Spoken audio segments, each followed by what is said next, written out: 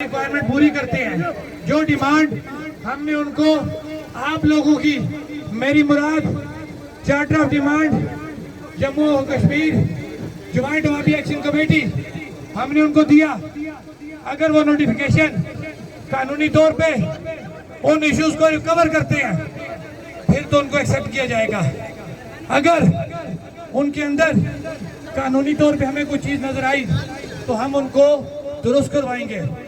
उस हवाला से एक मिनट उस हवाला से आपको इंतजार करना पड़ेगा।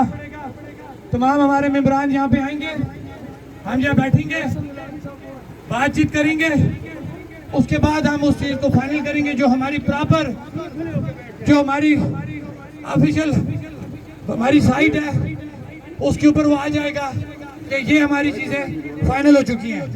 उसके लिए तमाम अहबाब का शुक्रिया और ये रिक्वेस्ट करूंगा कि वो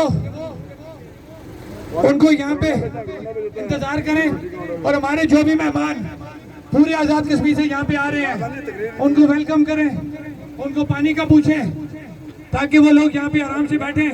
और हमारे तमाम लोग जब यहाँ पे इकट्ठे हो जाएंगे हम तमाम लोगों की मुशावरत से अपना जो है वो ऐलान जो करना है हम वो इज्तिमाई तौर पे अपना ऐलान करेंगे।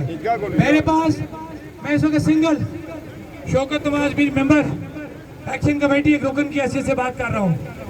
मेरे पास कोई ऐसा इख्तियार नहीं है कि मैं जम्मू कश्मीर ज्वाइंट अवामी एक्शन कमेटी का कोई फैसला करूँ। जो फैसला भी हमारा होगा वो इज्तिमाई तौर पे होगा, सबकी मुशावरत से होगा। आप सब लोगों को इंतजार करना पड़ेगा।